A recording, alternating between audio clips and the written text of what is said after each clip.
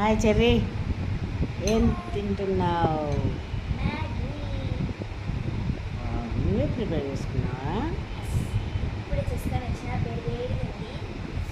యమ్మీ యమ్మీ. నా favourite Maggi. అవునా, నీకు చాలా ఇష్టమా?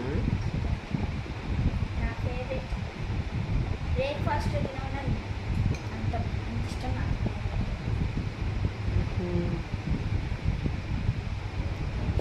వేడిగా ఉందా?